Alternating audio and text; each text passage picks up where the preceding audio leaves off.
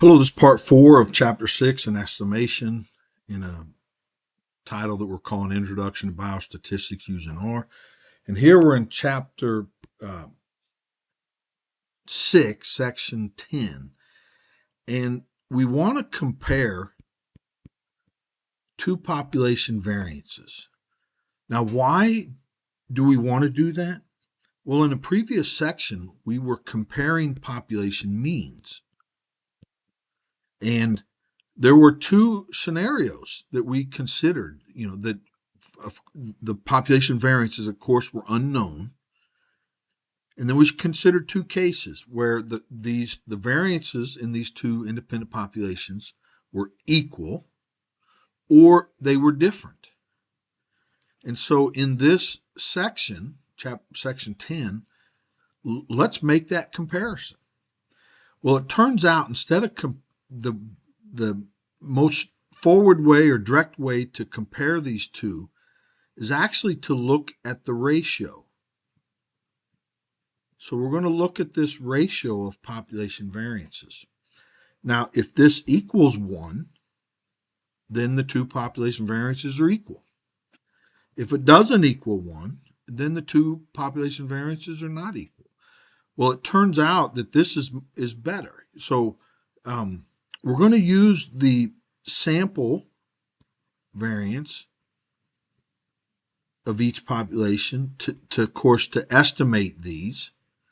Well, it turns out each of those we can make it follows a chi-square distribution. So the ratio of two chi-square distributions is an F distribution. And so let's look at the F distribution briefly, and then we'll use it to make a comparison, or in this, estimate the ratio of the variances, which is essentially comparing them. So the F, it's a continuous distribution, and it's everywhere in statistics.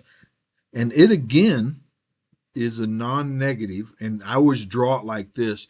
And to be quite frank, I draw the F distribution and the chi-square distributions 100% the same, even though they're a little bit different. And so it's named after Sir Ronald Fisher, which is one of the foundational or the founders of modern day statistics. So the PDF, or the density for an F distribution, has what are called numerator degrees of freedom and denominator degrees of freedom. And this is it. And so X is the random variable. So when I drew the distribution, these are the possible X values. And of course, this is the ordinate is or the y-axis is the density. So these are gamma functions, and this numerator degrees of freedom, denominator, numerator, and so here's the X. Okay, this is the way that statisticians typically think of an F distribution. Okay, let's let U and V be independent chi-square random variables, and each has U has R1 degrees of freedom, and V has R2 degrees of freedom.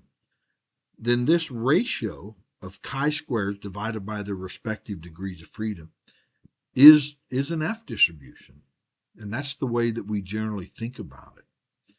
Now let's look at some typical F curves.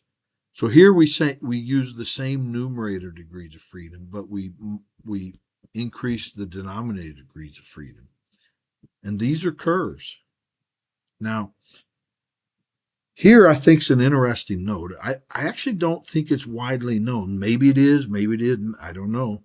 But the mode of an F distribution is always less than 1. To me, when I learned that, I don't know, however long ago, I thought that was so surprising. The mode is the highest point. It's always less than 1, which is so intriguing to me. Now, assuming both populations follow a normal distribution, it has some mean and some variance. Second population follows a normal distribution with some mean and some variance. Then it can be shown that these two quantities, the first one's a chi-squared with n minus 1 degrees of freedom, or n1 minus 1 degrees of freedom. This one is also a chi-squared with n2 minus 1 degrees of freedom. And notice that these two populations are independent. So the observations from population 1 that we used to calculate this is independent of population 2 that we used to calculate that. So these two quantities are independent, and that's actually pretty critical when you're calculating an F distribution. So now we can derive a confidence interval for this ratio. Okay, so as a reminder, if this is an F distribution and this is an F random variable, that value is somewhere along this axis, and we want the probability that this quantity is between two pieces of information. So this one, we want to find it such that that's alpha over 2 and this is alpha over 2. So being between them is 1 minus alpha. So this F value is here, and this F value is here. Now, as a reminder, whenever you look up an F distribution, you need numerator and denominator degrees of freedom. So the numerator degrees of freedom is n minus 1, and the denominator degrees of freedom is n2 minus 1. So that you have to use those to find those values. But now, let's start doing some manipulations. Okay, so clearly these numbers here cancel, and we're left with this ratio. We can let's divide both sides by this quantity, which is what is here and here. And since we want the ratio of sigma 1 squared over sigma 2 squared, let's take the reciprocal of everything. But since the reciprocal, since this is the largest, it becomes the smallest. And then this value, since it was the smallest, becomes the largest. And so this is it. We just found the left endpoint and the right endpoint of, the bounds for the ratio. And so that is a 1 minus alpha % confidence for the ratio of population variances. So we find this quantity and this quantity, and that is our confidence interval. Okay. Now, of course, as one of the assumptions that our data follows a normal distribution for this to be valid. And generally, you assess them, and if they're close or there's not a definite reason to conclude they're not normal, then you proceed. So as a quick example, the prices of regular unleaded gas can vary widely from day to day and by location. So the data were obtained on this date from a sample of stations across their respective states. So we look at South Carolina and Michigan, and this is price per gallon. And so this is our data. So let's find the sample size for South Carolina and Michigan. Let's look at the variance. So this is S1 squared. And this is the variance of Michigan, the sample variance. Let's investigate normality. So let's do a quick stem and leaf. That no reason to not think that's normal. And in this stem and leaf, that looks pretty normal, or at least normality seems plausible. So let's calculate a 95% confidence interval for the ratio of these population variances. So this here is the left endpoint,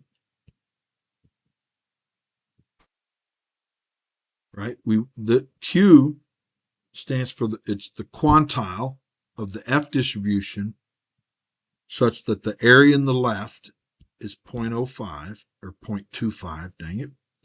And then we have numerator degrees of freedom and denominator degrees of freedom. And so this value is 2.6. And then we want to find this such that this area is 0.025. But R, so we want to find the quantile, which means that value, such that to the left is 0.975, right? That means this right is 0.05. Numerator, denominator, degrees of freedom, and that's it. So it's 3.59. Of course, we're going to let the computer use all the digits. And so this is the formula. The ratio of the variances divided by this quantity. Ratio of the variances divided by this quantity. And so this is it. I'm 95% confident that this interval captures the true ratio of population variances. Now, one note is, so this is a confidence interval for this here. So these are plausible values. And notice that the number 1 is not in here. So we think that this ratio is probably not equal, or not 1, which means the population variances are probably not equal. Now, there's an easier way to do this. It's called var.test. It's the test of variances, where we just plug in our original data from each state, and it pumps this out. And so there is our 95% confidence interval. And notice it's the same. Right? This is much easier to do. Now, if we just want to isolate the confidence interval portion of all this, we can do it this way. And so since the confidence interval doesn't include 1, we conclude that the population variances are not equal. Well, in the next chapter, we start in on hypothesis testing. And so we'll see you in the next video, next chapter.